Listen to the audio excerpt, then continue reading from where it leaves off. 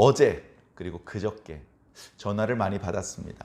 아무래도 지방에 있다 보니까 특히 어저께 그저께 비가 많이 내렸던 지역이 충청도를 중심으로 해서 우리나라 중부지방이거든요. 그러니까 전라남도는 그렇게 비가 많이 안 왔어요. 우리 전라북도는 그래도 제법 비가 와서 주변에 경천댐과 대하댐 저수지의 수문을 열었고, 또 이렇게 보면 동네 개천뿐 아니라 만경강 수위도 상당히 부풀어 오른 것을 볼 수 있었습니다. 그런데 충청도는 그거하고 비교할 수 없이 더 많이 내렸다고 합니다. 그래, 전에도 몇 차례 말씀드렸지만 제가 일기예보를 자주 보거든요.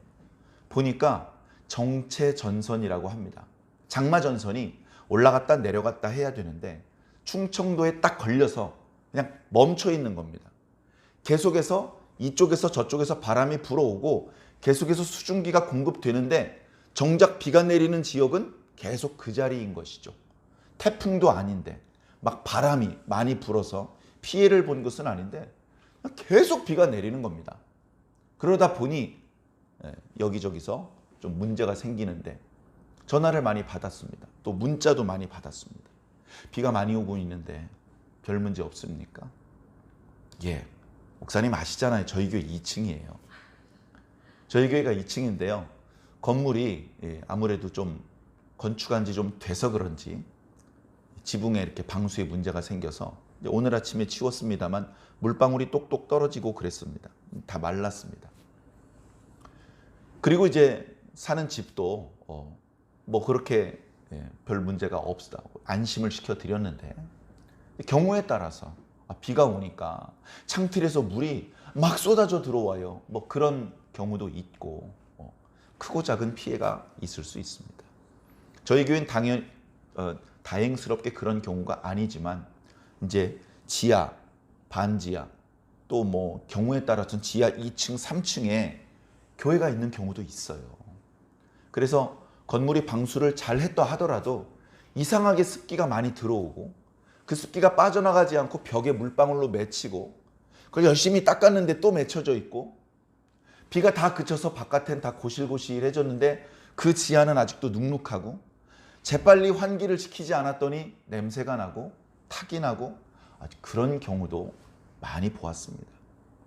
그런 경우가 우리는 아니라서 감사하긴 한데 우리 교회가 그 교회 걱정할 입장은 아니긴 한데 그래도 교회는 다 한 몸 아닙니까? 장로교회하고 감리교회는 원수져 가지고 남남이냐 하면 아닙니다. 예수 그리스도 십자가 아래 다 한 형제고 한 자매입니다. 그렇기 때문에 같은 교단은 아니고 경우에 따라서 경쟁적으로 주의 일을 이렇게 펼쳐나가고 있는 상황이기는 하지만 그러나 넓게 보면 한 형제 자매들이기 때문에 우리 교회들이 너무나 고통당하지 않기를, 우리 교회 등록교인은 아니지만 우리 성도들이 너무나 고생하지 않기를 바랍니다.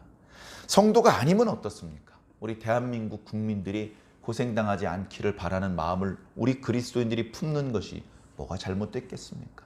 그래서 저도 모르게 비가 좀 그만 내렸으면 좋겠다.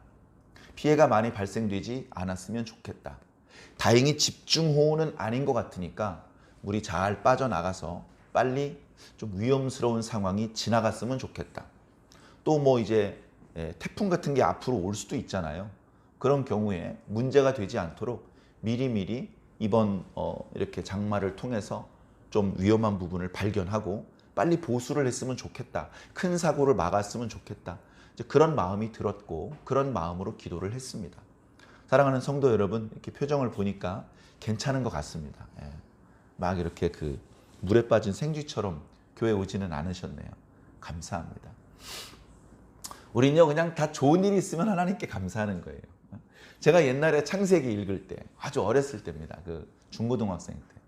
아니 하와가 아들을 낳았어요. 가인을 낳았어요. 그랬는데 하나님 덕분에 낳았대요. 아담 덕분에 낳은 거잖아요. 이제 제가 잘 어리기 때문에 이해를 잘 못한 건데 그냥 좋은 일이 있으면 다 하나님 덕분이라고 말하는 거예요. 그게 우리 그리스도인들, 우리 하나님의 백성들이 공통적으로 가지는 그런 어떤 관습인 것 같습니다. 참 감사합니다. 자, 오늘 이제 말씀을 볼 텐데요. 오늘 말씀은 아주 생소한 그런 게 성경에 있었어? 그런 내용은 아닙니다. 너무나 유명하고 잘 알려져 있는 말씀이죠. 개인적으로 차이가 조금 있을 수 있겠습니다만 사실은 지난주 한 주간 내내 또 자세하게 묵상했었던 말씀입니다. 오늘 말씀의 배경은 바로 앞부분 10장입니다. 10장 전체가 하나님께서 베드로와 고넬료를 만나게 하시는 그런 이야기로 꽉 차 있습니다. 그 과정이 쉽지 않았습니다. 우연히 만날 수가 없습니다. 하나님께서 억지로 이쪽에 있는 사람에게도 환상을 보여주시고 저쪽에 있는 사람에게도 환상을 보여주셔서 그 둘이 만나게 하셨습니다. 그 중간에 여러 번 성령으로 지시하기도 하셨고요. 마음속으로 느껴지게도 하셨고요. 깨달아지게도 하셨고요. 그런 여러 가지 방법으로 하나님께서 둘을 만나게 하시고 만나서 다툰 것이 아니라 서로 사랑하게 하시고 위하여 기도하게 하시고 말씀을 선포하게 하시고 나중엔 세례를 베풀기까지 했던 것입니다. 아니 그게 뭐 대단합니까? 원래 사도는 말씀 전하고 기도해주고 말씀을 믿고 세례받기를 소망하면 세례도 베풀어 줄 수 있는 거 아닙니까? 그게 자연스러운 거 아닙니까? 그렇죠. 그런데 지금 이 사건을 이렇게 대서특필하고 있는 이유는 그 사람이 이방인이기 때문에 그렇습니다. 지금까지 사복음서에 그리고 사도행전 1장부터 지금 9장까지 계속해서 복음은 유대인들을 대상으로 전파되었습니다. 그가 어느 동네에 현재 살고 있는지는 중요하지 않습니다. 그가 혈통적으로 유대인이며 구약 성경을 알고 여호와 하나님을 믿는 사람일 경우에 그에게 예수 복음을 전파해 주었고 그에게 세례를 베풀어 주었던 것입니다. 이방인이 아니었어요. 복음을 전하려다가도 눈동자 색깔이 혹시 이방인이십니까? 됐습니다. 하고 갔단 말이에요. 그동안은. 말씀을 안 전해줬어요. 자, 그런 상황에 지금 베드로가 누굽니까? 12사도 중에 제일 맏형 아닙니까? 요즘 말로 한 교단의 수장입니다. 총회장입니다. 그런 사람이 이제 스태프들을 데리고서 이방인의 집에 들어간 거예요. 그리고서 거기서 아이고 이방인들 잘 사네. 그리고 나온 게 아니고 거기서 말씀을 전하고 안수해주고 세례를 베풀어주고 여러 날 거기 머물면서 그 사람이 주는 거 먹고 이러고 나온 거예요. 그게 우리는 그게 뭐 어때서? 그렇게 생각할 수 있습니다. 우리의 현재 관점으로는. 그러나 당시의 관점으로는 불가한 일이에요. 불가능한 일입니다. 자, 오늘 말씀 1절에 그리고 2절에 이렇게 나타나는 어떤 분위기가 얼른 이해가 안 될 것 같아서 제가 조금 전에 이런 말씀을 드렸고 조금 더 추가해서 설명을 드리겠습니다. 자, 1절에 보면 유대에 있는 사도들과 형제들이 주로 이제 예루살렘에 있는 분들이죠. 거기 베드로를 제외한 요한도 있었고 아마 다른 사도들이 있었을 것입니다. 그리고 사도 이외의 여인들도 있고 그 주변에 제법 많은 제자들이 있었겠죠. 예루살렘을 피하여 사마리아로 루따로 막 도망간 사람도 있겠지만 그냥 계속 예루살렘에 남아있는 사람들도 제법 있었을 것입니다. 어쨌든 거기서 출발했기 때문에 거기가 본부죠. 본부. 근데 거기서 소식을 들은 겁니다. 베드로가 가이사랴에 갔다는데 가이사랴라고? 그 이방인들 사는 동네잖아. 거기서 뭐 했대? 아니 거기 이방인의 집에 들어가서 몇 날을 먹고 자고 하다 나왔대. 에? 그건 그리스도인을 떠나서 유대인은 그러면 안 되는 거잖아. 그렇게 나도 소문으로 들어서 그게 사실일까? 이보게 베드로가 지금 예루살렘으로 오고 있다네. 아 그래? 본인한테 직접 들어보세요. 자 이제 분위기가 그렇게 돌아가는 것이죠. 예. 그런데 여기 말씀을 보니까 이런 겁니다. 이방인들도 하나님의 말씀을 받았다라는 소식을 들었다는 겁니다. 하나님의 말씀을 받았다라는 말씀이 무슨 뜻일까? 우리는 그냥 말씀을 전하면 그걸 귀로 들으면 말씀을 받았다 뭐 그런 의미 아닐까? 이렇게 생각하는데 그렇지 않고요. 말씀을 듣고 믿은 겁니다. 그래서 말씀을 다 전해주셨어요. 말씀이 끝났어요. 그때 말씀 전해주신 분을 손을 붙잡고 말씀 좀 더 가르쳐 주세요. 그러지 말고 세례를 베풀어 주세요. 그래서 이미 세례를 받은 그리스도인들 증인 앞에서 성부와 성자와 성령을 믿음으로 고백하고 세례를 받는 경우 그 경우 하나님의 말씀을 받았다라고 말하는 겁니다. 여러분들은 하나님의 말씀을 받으셨습니까? 자, 사실은 영적으로 내가 말씀을 듣고 믿음은 받은 건데, 그러나 의식적으로 그 의미를 지금 포함해서 유대인, 그리스도인들이 이야기하고 있는 겁니다. 그거 좀 이상한데? 왜 이방인들에게 복음을 전했지? 이방인들이 어떻게 말씀을 받아들였지? 아니 왜 이방인들에게 세례를 베풀었지?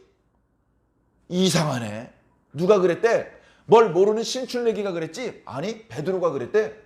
그 양반이 실수할 양반이 아닌데. 어쨌든 오고 계시다고 하니 직접 여쭈어 봅시다. 그렇게 된 겁니다. 2절에 보니까 베드로가 예루살렘에 올라왔어요. 그랬더니 할례자들이 비난을 합니다. 자, 이것도 잘 이해가 안 될 수 있으니까 좀 풀어서 설명을 드리면, 자, 기본적으로 모든 유대인들은 할례 받은 자들입니다. 모든 유대인들은 할례를 받은 사람이에요. 그리고 지금 현재 그리스도인들은 모두 유대인들입니다. 그럼 지금 베드로를 만나고 있는 이 그리스도인들은 전부 유대인들이고 전부 할례를 받은 사람들입니다. 그런데 유난히 할례자들이 비난을 했다. 그러면 모든 그리스도인들이 비난을 했다는 뜻인가? 아니면 모든 예루살렘에 살고 있는 사람이 손가락질하고 비난을 했다는 뜻인가? 자, 그런 뜻이 아니고요. 이런 겁니다. 그리스도인들이 지금 현재 모두 유대인들이기 때문에 그분들은 할례를 받은 자들이지만 그분들 중에서 유난히 할례를 강조하는 사람들이 있었던 거예요. 그들을 나중에는 할례파 또는 할례당 이렇게 이제 이름을 붙이고 있는 겁니다. 할례를 중요하게 예수님 물론 믿어야지 근데 할례도 받아야 돼. 뭐 이렇게 강조하는 사람들이 그들 중에도 있었던 것이죠. 그래서 대부분의 그리스도인들이 베드로가 왔을 때 이러고만 있었는데 어떤 할례파들은 그냥 그 앞에까지 달려가서 삿대질해 가면서 당신이 어떻게 그럴 수가 있냐고 항의를 막 한 겁니다. 강력하게. 왜냐하면 그들이 그렇게 항의를 할 수밖에 없었던 오랜 관습이 있었기 때문에 그래요. 그 관습은 바로 하나님의 말씀인 율법에서 나온 것이기 때문에 그렇습니다. 그러니까 앞줄에 있는 사람이 상당히 심하게 베드로에게 삿대질을 하면서 항의를 하는데 뒤에서 헛기침하는 사람이 말리지 않습니다. 자, 그런 조금 아름답지 않은 분위기가 연출되고 있는 겁니다. 그런데 3절에 보니까 그 사람들이 항의를 한 것은 왜 이방인들에게 세례를 베풀었냐 이게 아니고 너 왜 이방인 그러니까 무할례자의 집에 들어가서 함께 먹고 마셨느냐 이걸 이제 문제 삼는 겁니다. 아 이게 뭐가 문제예요? 지금 우리들 입장으로는 아이고 만난 거 별미 먹고 왔어? 뭐 먹었어? 아이고 맛있었겠네. 요즘 같았으면 그렇게 말했을 겁니다. 근데 이때 당신 그 분위기가 아니라니까요. 자, 우리가 잘 알고 있는 레위기 11장부터 15장 말씀. 구약의 율법 중에서 모세오경 율법 중에서도 그 부분을 정결예법이라고 이름을 붙입니다.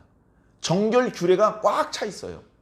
그중에 11장 음식 예법, 의복에 대한 예법부터 그 뒤에 이제 여러 가지가 나오는데 그 예법을 주신 이유는 하나님을 닮아서 거룩해야 되는 하나님의 백성들이 부정해지면 안 되는 거예요. 부정해지면. 그러니까 바이러스에 뭐 이렇게 감염이 돼서 그저는 의미가 아니고 종교적인 의미에서 부정해지는 것을 의미하는 거예요. 종교적인 의미에서.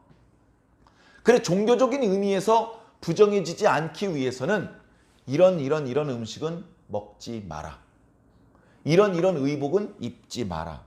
뭐 예를 들면 그런 규례들이 있었던 것입니다. 아이를 낳았을 땐 어떻게 해야 되고 환자가 생겼을 땐 어떻게 해야 되고 그런 이제 규례들이 거기 나오는데 자, 기본적으로 유대인들은 다 이스라엘 백성들의 후예들이기 때문에 그 정결 예법을 잘 알고 있고 평상시에 실천하고 있습니다.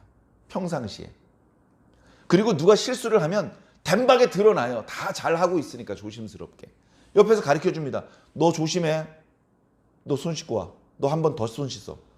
뭐 예를 들면 이렇게 서로 도와주면서 정결한 상태를 유지하며 살고 있습니다.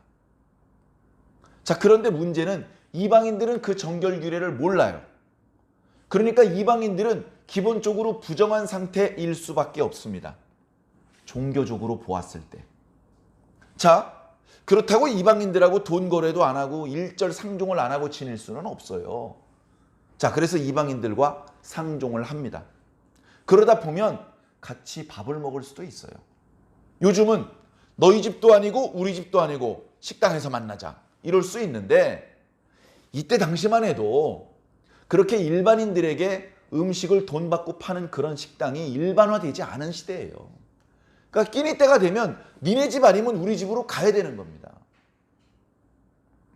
자, 이런 경우에 조금 설명이 길어져서 죄송합니다. 이게 좀 이해가 되는 게 아무래도 도움이 될 것 같아서. 이방인을 유대인의 집으로 초대를 했어요. 그리고 유대인들이 먹는 음식으로 대접을 했어요. 그러면 정결한 예법에 어긋나는 것이 없습니다. 괜찮아요. 그건 허락이 돼요. 자, 그런데 문제는 뭐죠? 유대인들이 이방인의 집에 들어가는 건 문제가 될 수 있어요. 유대인들이 이방인의 집에 들어가서 그냥 얘기만 하고 나왔어. 그건 괜찮아요. 근데 문제는 뭐죠? 그 사람들이 먹는 음식을 그 사람들이 사용하는 그릇에 담아서 먹으면 100% 부정해지는 겁니다. 요게 문제예요, 요게. 그냥 말씀만 전하고 나온 게 아니잖아요.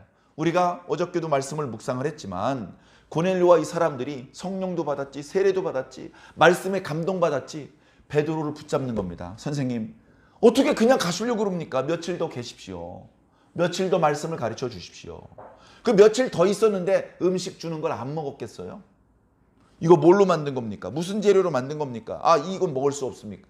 그랬겠냐고, 베드로가. 주는 대로 먹었겠지. 담아주는 대로 그 그릇이 과거에 무엇을 담았었고 어떤 용도로 쓰였는지 물어보지 않고 주는 대로 아이고 고맙습니다 하고 먹었겠죠. 그러니까 어떻게 된 겁니까? 유대인으로서 할 수 없는 행동을 한 것입니다. 하나님의 백성으로서, 거룩한 백성으로서, 성민으로서 이렇게 살아야 되는데 이방인과 교제하는 과정에서 부정해진 거예요. 그러니까 할레파 사람들이 막 삿대질을 심하게 하면서 막 욕을 한 겁니다. 베드로가 어디다 대고 삿대질이야? 너 몇 살이야? 막 이렇게. 우리나라 사람 같았으면 나이부터 물어봤을 텐데 그렇게 안 했습니다. 예, 그렇게 오해하실 만합니다. 그렇게 화나신 거 저도 이해합니다. 예. 그렇게 대들거나 뭐 이렇게 다투지 않고 그냥 참았어요. 참고 뒤에서 삿대질을 안 했을 뿐이지 표정들을 보니까 다들 의혹이 가득한 표정을 하고 있기 때문에 아, 이 문제 여기서 풀어줘야 되겠구나. 이제 베드로가 그렇게 느끼고 그저 나 안 그랬어. 나 사실은 얼마 안 먹었어. 조금 먹었어. 이렇게 변명을 한 것이 아니고 이 사건 전체를 설명을 해 주었습니다. 물론 그 내용은 10장 전체의 내용이에요. 10장 1절부터 저 뒤에 48절까지 얼마나 긴 분량입니까? 그거를 이제 한 12구절 정도로 압축을 해가지고 설명을 했어요. 내용을 읽어보신 분은 알겠지만 10장에 나와 있는 표현이나 거의 똑같은 표현이에요. 자, 그런데 그 이야기를 우리는 두 번 읽으니까 지루할지 모르지만 지금 예루살렘에 지금 조금 전에 베드로한테 삿대질을 했던 이 사람들에게는 심각한 내용이잖아요. 자, 그래서 베드로가 설명을 하는데 설명이 좀 길어지는데 참고 끝까지 그 이야기를 들어줍니다. 자, 여기서 잠깐 끊고 우리가 꼭 교훈으로 받아서 기억해야 될 그런 부분인 것 같아서 말씀드리고 싶은 게 뭐냐면요. 우리가 하나님을 사랑하는 마음을 기본적으로 가지고 있어야 됩니다. 기본적으로. 저도 가지고 있어야 되고 여러분들도 가지고 있어야 됩니다. 이쪽 편에 앉아 계신 분도 가지고 있어야 되고 이쪽 편에 앉아 계신 분도 가지고 있어야 됩니다. 여기서 예배드리는 사람도 가지고 있어야 되고 저쪽 교회에서 예배드리고 있는 사람도 가지고 있어야 돼요. 하나님을 사랑하는 마음, 그건 기본 중에 기본입니다. 자, 문제는 뭐냐? 그걸로 충분하지 않아요. 하나님 사랑하는 마음이 있어? 그럼 됐어. 그렇진 않다고요. 그걸로 부족해. 그럼 뭘 해야 되느냐? 소통을 해야 돼. 소통. 나도 하나님을 사랑하고 너도 하나님을 사랑하는데 어떻게 사랑하는지 서로 소통을 해야 됩니다. 자, 문제는 뭐냐면요. 나는 하나님을 사랑하기 때문에 이렇게 하는데 쟤는 하나님을 사랑하기 때문에 저렇게 해. 그럼 이쪽에서 야 임마 너 이렇게 해야지 왜 저렇게 하니? 하고 하나님을 사랑하기 때문에 싸움 시작되는 거예요. 하나님을 사랑하기 때문에. 그러면 안 돼요. 다투는 것은 그 누구도 기쁘게 할 수 없습니다. 마귀는 기뻐할지 모르지만 다투면 안 됩니다. 소통을 해야 돼요. 소통을 하다 보면 너 그렇게 한 것은 하나님을 사랑하기 때문에 그렇게 한 거구나. 아이고 잘했어. 그렇게 이해해주고 도와주고 다투지 않을 수 있게 되는 것이죠. 그 소통이 중요합니다.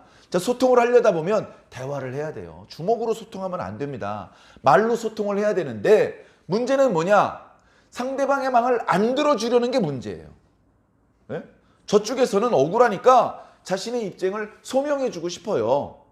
근데 저쪽에 있는 사람이 안 들어 너 무조건 나쁜 놈 무조건 나쁜 놈 이러니까 이 오해가 풀리지 않고 계속 싸우는 상태가 되는 겁니다. 상대방의 말을 참고 끝까지 들어주는 것은 사실 힘들어요. 사실 힘들어.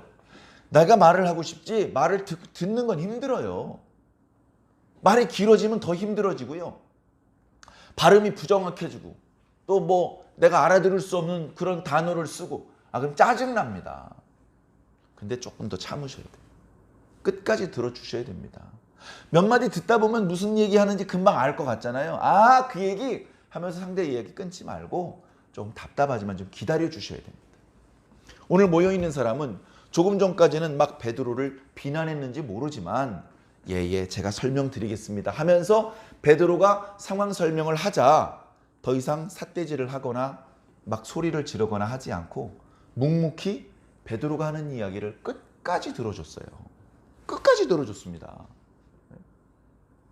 끝까지 들어주니까 이해가 되는 거예요. 끝까지 들어주니까. 또 중요한 건 뒷부분에 나오잖아요. 그 뒷부분에 나오는 마지막 이야기까지 들으니까 그러니까 이해가 되는 겁니다. 자, 오늘 말씀의 이제 핵심적인 교훈은 아니지만 우리가 신앙인으로서 그런 부분이 사실 많이 부족하기 때문에 그 부분을 굳이 콕 집어서 잠깐 말씀을 드렸습니다. 자, 그리고 이제 계속 이어서 말씀을 드려보겠습니다. 베드로가 있었던 이야기를 한 거예요.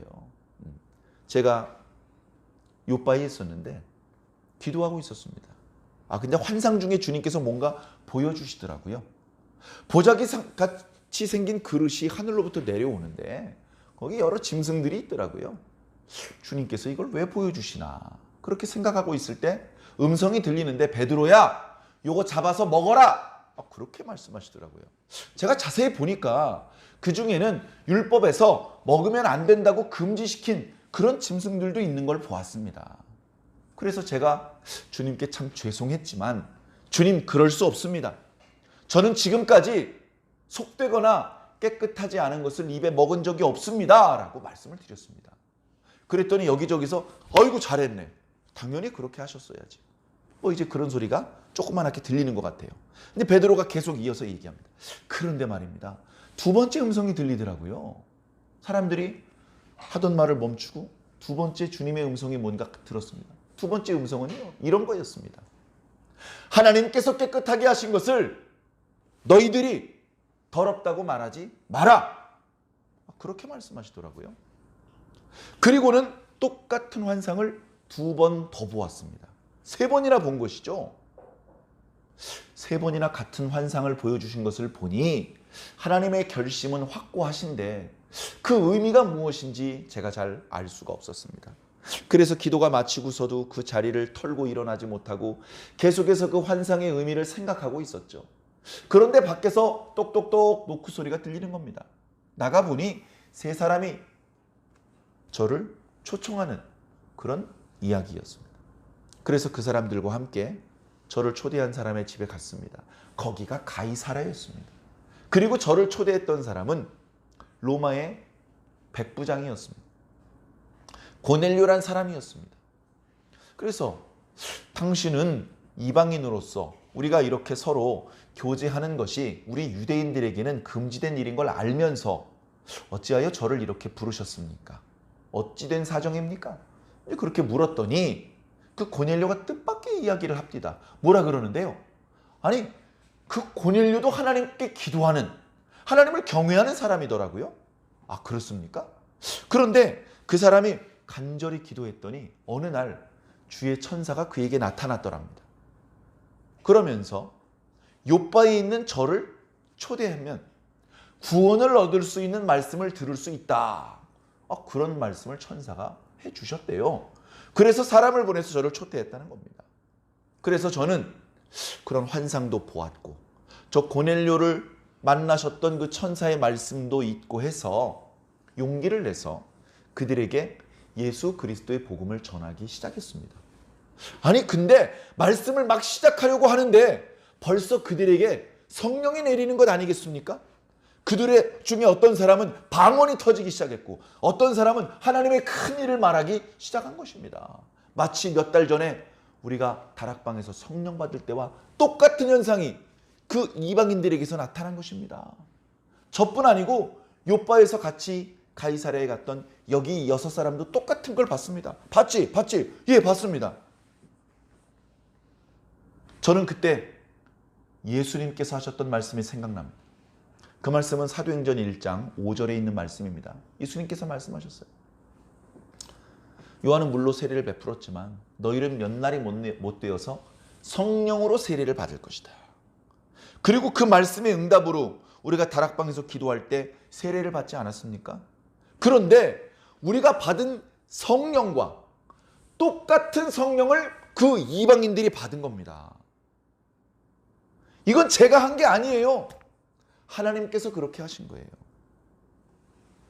하나님께서 저 이방인들에게 성령을 선물로 주셨다면 우리가 받은 선물과 똑같은 선물을 그들에게도 주셨다면 이건 하나님의 뜻 아닙니까? 내가 무엇이 간데 제가 뭐길래 하나님께서 하시는 일을 막을 수 있단 말입니까? 그렇게 베드로가 이야기를 마쳤습니다. 그렇자 사람들이 여기저기서 웅성거렸습니다. 아니 그럼 어떻게 된 거야? 그럼 하나님께서 이방인을 당신의 백성으로 받아주셨다는 말씀이잖아. 이건 명백히 하나님께서 하시는 일이잖아. 이런 목소리가 여기저기서 나옵니다. 그러더니 여기저기서 하나님을 찬양하는 소리가 들립니다. 그러면서 결론을 내린 것이죠. 그렇다면 하나님께서 이방인에게도 구원 얻을 수 있는 이 말씀을, 이 구원을 허락하셨군요. 물론 어떤 학자는 헬라어에 물음표가 없어요.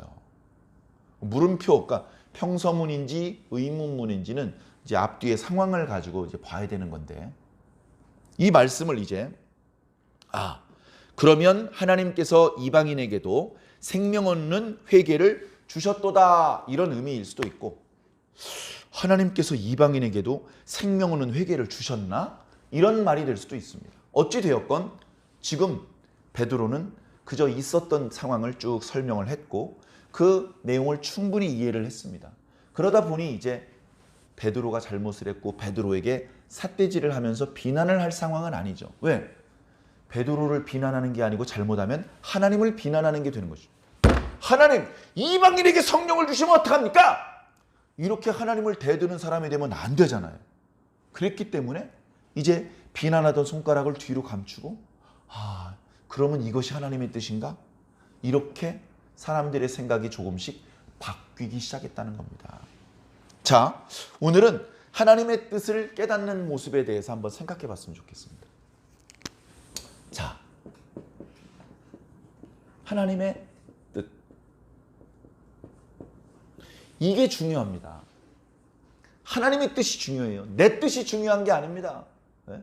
저기 있는 사람의 뜻이 중요한 게 아닙니다. 네? 저 대기업 재벌 회장이 뜻이 중요한 게 아닙니다. 대통령의 뜻이 중요한 게 아닙니다. 하나님의 뜻이 중요하다고요. 하나님의 뜻을 알아야 복을 받을 수 있고 하나님의 뜻을 알아야 구원을 받을 수 있습니다. 하나님의 뜻을 알고 싶습니다. 자, 그런데 이 하나님의 뜻은 감춰져 있습니다. 하나님의 세계에 있습니다. 하나님은 우리 세계로 들어오실 수 있지만 우리는 하나님의 세계로 건너갈 수 없습니다. 하나님은 스스로 우리를 숨길 필요가 없습니다. 바로 옆에 계셔도 우리는 하나님을 감각할 수 없기 때문에 그렇습니다. 그런데 그렇게 계속해서 하나님의 뜻이 숨어있는 상태면 우리 사람들은 다 멸망당해야 됩니다. 다 죽어야 됩니다. 사람을 불쌍히 여기시고 사람을 구원하시기 원하시는 하나님께서는 그래서 우리 사람들이 하나님의 뜻을 깨달을 수 있는 길을 열어주셨어요. 자, 그것은 말씀을 주시는 겁니다. 말씀을 주시는 거예요. 하나님의 뜻이 우리가 살고 있는 세계에 나타나는 거. 이걸 어려운 말로 계시라 그럽니다. 계시. 그러니까 모든 말씀은 계시의 말씀입니다. 우리가 여기 올라가서 들은 게 아니에요. 하나님께서 내려오셔서 말씀을 주신 겁니다. 아담도, 모세도, 다윗도, 바울도 다 이렇게 하나님의 계시의 은혜로 우리가 하나님의 말씀을 듣는 겁니다. 자, 그럼 우리가 하나님의 뜻을 알고 싶으면 뭘 들어야 됩니까? 말씀을 들어야 돼요. 우린 이리 갈 수 없어요. 여기 내려와 있는 이 말씀을 들어야 되는 겁니다. 말씀을 들어야 돼요. 과거에는 아마 고대인의 언어로 말씀해 주셨을 것입니다. 모세와 또는 다윗과 이럴 때는 히브리어로 말씀해 주셨을 겁니다. 천사가 베드로에게 막 지시했다 그랬잖아요. 고넬료에게 틀림없이 헬라어나 당시 사람들이 사용하는 아람어로 말씀해 주셨을 겁니다. 만약에 오늘 우리가 하나님의 계시의 말씀을 들어야 된다면 한국어로 말씀해 주실 것으로 저는 확실합니다. 왜냐하면 우리가 알아들을 수 없는 언어로 말씀하시면 그게 우리에게 뭐 바람소리나 다름없지 무슨 의미가 있겠습니까? 자, 어찌되었건 하나님께서 말씀 속에 당신의 뜻을 담아서 우리들에게 주시면 우리가 그 말씀을 듣습니다. 말씀을 듣는데 말씀을 듣는 것을 조금 어려운 표현으로 해석한다라고 한번 표현해 보겠습니다. 말씀을 딱 들으면서 우리는 그걸 해석하는 거예요. 말씀을 듣고 받아 적죠? 받아 적고 기록하는 기록이 해석입니다. 이 성경은 하나님의 계시의 말씀인데 한번 해석된 거예요. 그러니까 인간의 해석이 한번 들어가면 정확도가 약간 떨어질 수 있는데 인간이 해석했음에도 불구하고 정확도가 높은 이유는 성령님께서 그 해석을 도와주셨기 때문에 그렇습니다. 그죠? 우리는 심지어 번역된 것을 읽고 있습니다. 맞죠? 번역의 과정에서 또다시 해석이 들어갑니다. 이 사람이 번역한 것과 저 사람이 번역한 것이 그래서 다른 겁니다. 자, 그런데도 불구하고 그 번역의 과정에서도 성령님께서 개입해 주시고 도와주시면 그 번역된 말씀도 계시의 말씀으로 우리가 받을 수 있는 것이죠. 네. 자, 그렇게 해서 우리가 말씀을 해석해서 이게 하나님의 뜻이군요 라고 깨닫는 겁니다. 자, 근데 문제는 뭐냐면 정확하게 하나님의 뜻 그대로 깨달으면 좋은데 오해를 하는 수가 있어요. 오해. 자, 오해. 바르게 이해하는 부분도 있고 오해하는 부분도 있어요. 자, 그러면 하나님의 뜻을 정확하게 바르게 이해한 부분이 문제가 있을까요? 문제 없어요. 우리에게 복을 가져다 주죠. 자, 그런데 문제는 항상 이렇게 오해하고 있는 부분에서 문제가 터집니다. 오해를 하고 있어요. 그러면 하나님을 열심히 믿으려다가 오히려 하나님을 대적하는 일을 하게 된다는 겁니다. 하나님께서 하시는 일을 도와드리고 싶은데 뭔가 열심히 하다 보니까 하나님께서 하시는 일을 방해하는 일을 하는 그런 결과가 나타날 수도 있는 것이죠. 우리 얼마 전에 사울이 성도들을 얼마나 괴롭혔습니까? 닥치는 대로 잡아서 결박하고 옥에 가두는 일을 하지 않았습니까? 그러면서 사울은 이것이야말로 하나님을 섬기는 방법이야 라고 확신을 가지고 있었습니다. 요새 유대인들 왜 이렇게 소극적이야? 하나님을 믿으려면 열심히 믿어야지 하면서 자기가 하나님을 제일 열심히 잘 믿는 사람이라고 확신하고 있었습니다. 그것은 오해 때문에 생긴, 하나님을 도와드린다고 생각을 했는데 사실은 방해하는 일을 했던 것입니다. 오해 때문에 생긴 것이죠. 자, 오해하는 사람이 이 잘못 알고 있는 내용을 바로잡지 않으면 그는 바로 이 오해하는 것 때문에 범죄하다가 천국 백성이 아니고 지옥 백성이 될 수밖에 없습니다. 그것은 또 하나님의 뜻이 아니죠. 그래서 하나님께서는 다시 말씀해 주십니다.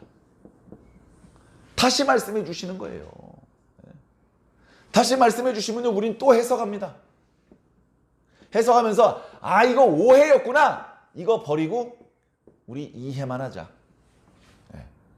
다시 말씀을 들어보니까 이거 분명하네. 이건 맞는 거야. 근데 이게 틀린 거였어. 그러니까 우리는 말씀을 이해합시다.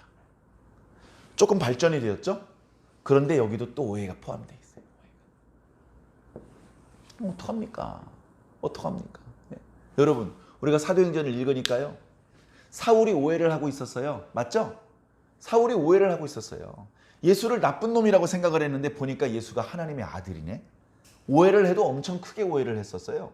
그 오해를 바로잡아 주기 위해서 주님께서 따로 다시 말씀해 주신 거예요. 이미 구약 성경에 다 말씀이 되어 있어요. 그 말씀을 보고도 예수가 그리스도라는 걸 알 수 있어요. 그런데 그 말씀을 누구보다도 잘한다고 생각했던 사울은 알고 있었는데 오해하고 있었어요.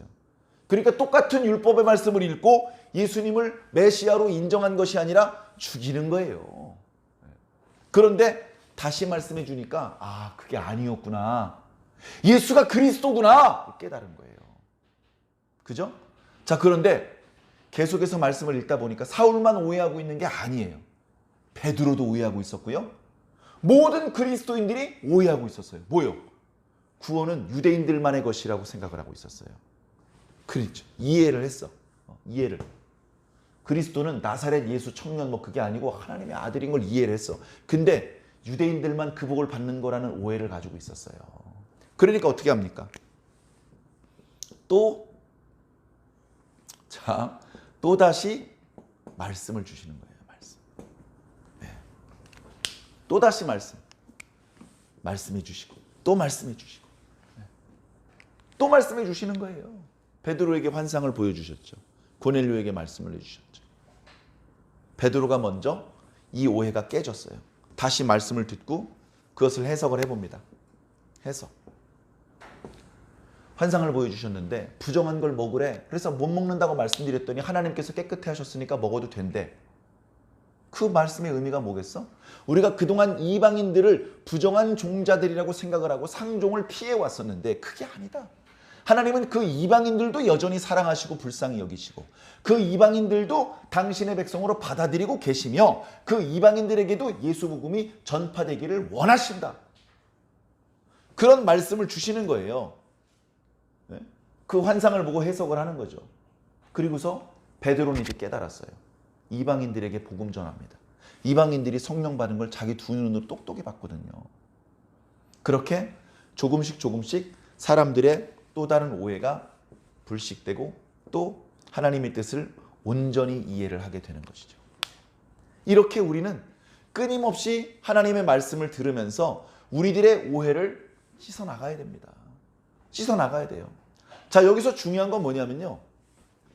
말씀을 주셨어요. 또 말씀을 주셨어요. 그리고 또 다시 말씀을 주셨어요. 그런데 이 말씀은요. 계속 똑같은 말씀입니다. 똑같은 말씀이라는 거예요. 말씀을 주셨어요. 야, 옛날에 얘기했던 거 취소. 야, 그건 이제 틀렸고 지금부터는 이렇게 해. 이렇게 바뀌질 않아요. 말씀이 바뀌질 않는다고요. 아담한테 주셨던 말씀이나 노아에게 주셨던 말씀이나 모세에게 주셨던 말씀이나 뭐 아브라함, 다윗, 바울 다 똑같은 내용의 말씀이더라는 거예요. 야, 옛날 건 취소야. 옛날 건 취소. 야, 그건 틀린 거야.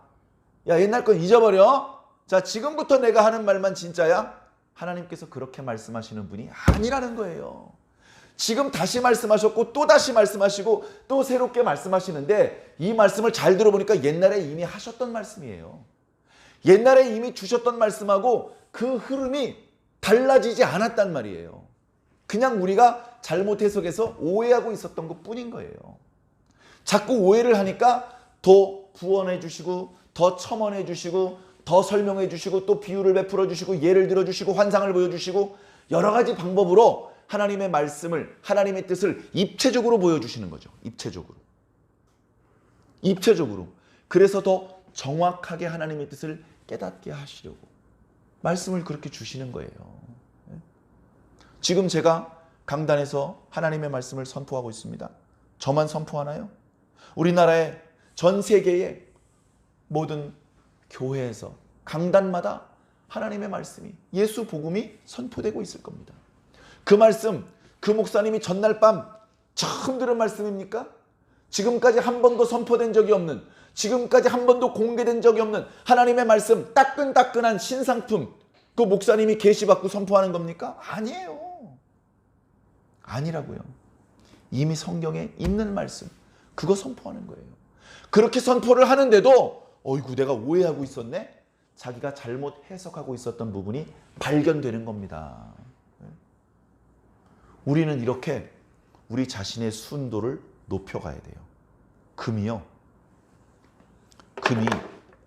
그 순도에 따라서 가격이 다르지 않습니까? 순도 99.99% 순금입니다. 물론 필요에 따라서 거기에 또 다른 금속을 섞어서 이렇게 보철 이빨에 끼우기도 하고 반지를 만들기도 하는데 순금으로 반지를 만들진 않죠 보통.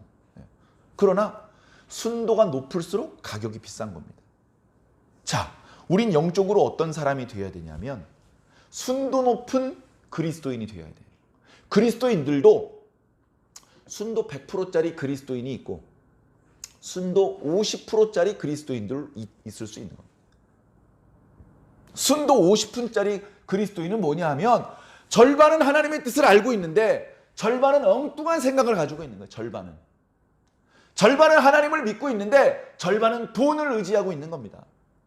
예를 들어서 철저히 하나님, 예수님, 성령님만을 믿고 의지하는 순도 높은 그리스도인들도 있고 그런가 하면 하나님도 믿어야지. 근데 세상에선 돈이 제일이요.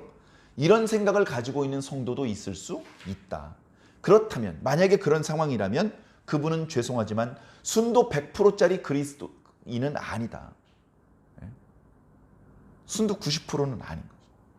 100%에 가까워져야 되는데 그러기 위해서 우리는 날마다 내가 그동안 하나님의 뜻이라고 생각하고 내가 품고 있었던 그런 생각 중에서 아이고 말씀을 계속해서 듣고 읽고 묵상하다 보니까 아이고 이건 내가 잘못 생각한 거였어. 내가 가지고 있던 이 생각은 성경 말씀에서 나온 메시지가 아니고 내가 예전부터 가지고 있는 잘못된 생각이었어. 그런 거를 버려야 되는 거예요. 불순물을 버려야 순도가 높아질 것 아닙니까? 네? 우리가요 요즘 건강에 관심이 많죠? 아무리 좋은 화장품을 발라도요 자꾸 들뜬대요. 아무리 좋은 약을 먹어도요 잘 낫지가 않아요. 몸에 독소가 많아서 그렇대요. 독소가 많아서 음식에도 농약도 있고 뭐 GMO도 있고 환경 호르몬도 있고 중금속도 있고 미세먼지 온갖 여러 가지 방법으로요 옛날보다 우리 몸에 독소가 들어오는 그런 양이 많아졌답니다. 그게 몸 안으로 들어오면 잘 배출이 안 돼요. 그러다 보면 그것 때문에 여러 가지 부작용이 발생되고 질병이 이제 일어나는데 그러면 그냥 겉으로 드러나는 그런 질병이야. 여기 뽀로주가 났네. 고름을 짜고 약을 바르고 반창고 불러. 그럼 뭔가 그 옆에서 또 뾰루지가 날 건데 몸속에 있는 독소가 없어져야 그게 멈춘단 말이죠. 그래서 독소를 빼는 디톡신이 요즘 유행입니다. 여러 가지 방법이 있다고 하는데요. 그렇게 우리 몸속에 독소를 빼내야 우리가 건강해질 수 있는 것처럼 영적으로도 우리가 하나님의 뜻을 정확히 바르게 알고 있어야 되는데 우리가 하나님의 말씀을 들으면서도 잘못 해석해서 오해를 하고 있다면 교회에 등록되어 있고 세례도 받았고 교회에서 집사라든가 권사 또는 장로 이런 직분도 받았지만 하나님의 일을 돕는 것이 아니라 방해하는 역할을 하게 될 수도 있다는 것입니다. 그렇기 때문에 우리는 끊임없이 말씀을 들어야 됩니다. 끊임없이. 다 아는 말씀이야. 저는 이제 더 안 들어도 돼요. 성경 시험 100점 맞았어요. 아니요. 계속 들어야 됩니다. 듣고 또 들어야 됩니다. 전에 들었던 말씀인데 또 들어야 된다고요. 하나도 새로운 내용이 없는데 그래도 들어야 된다고요. 말씀을 계속해서 들어야 됩니다.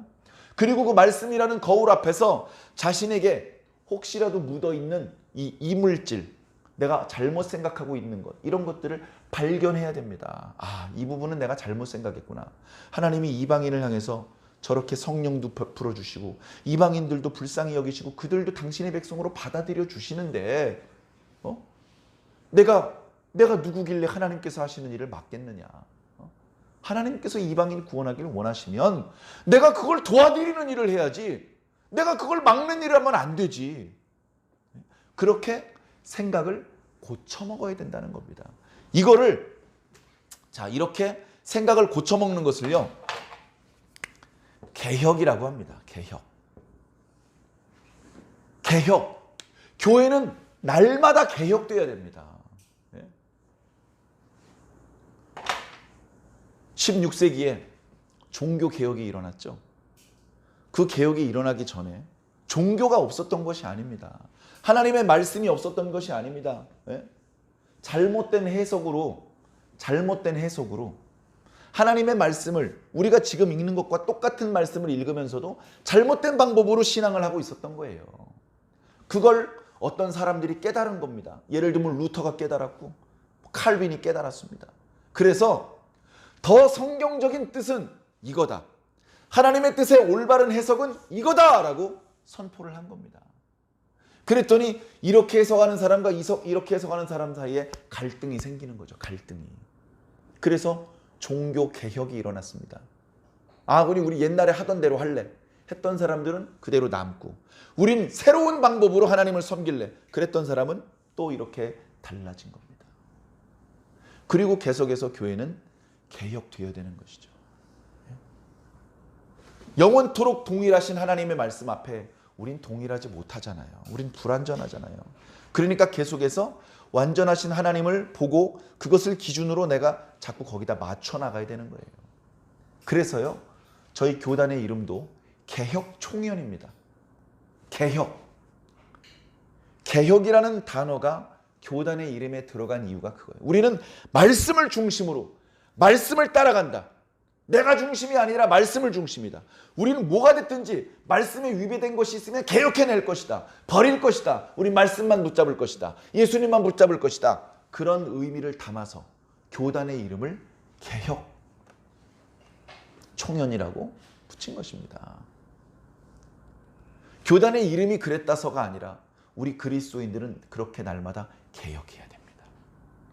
하나님의 뜻이 무엇인지 날마다 살펴보고, 하나님께서 보여주신 만큼, 깨닫게 해주신 만큼, 이것이 하나님의 뜻이었군요. 그럼 저는 그동안 조금 잘못 생각하고 있었군요. 그럼 제 생각을 버리겠습니다. 그리고 주님의 뜻을 제 생각으로 받아들이겠습니다. 그렇게 자꾸 주님의 것을 우리 속으로 채워 넣을 때 우리가 순도 100%짜리 그리스도인이 됩니다. 순도 100%짜리 그리스도인을 다른 말로 천국 백성이라고 말하는 겁니다. 99%는 천국 못 갈 것 같아요. 100%가 돼야 됩니다. 우리 주님 온전하신 것처럼 우리가 날마다 온전해지기 위해서는 날마다 말씀 듣는 과정이 꼭 필요할 것 같습니다. 그렇게 사람의 인도 받지 마시고 꼭 말씀의 인도, 성령의 인도를 받으셔서 순도 100%짜리 그리스도인들이 꼭 되시기를 예수님 이름으로 간절히 축원합니다.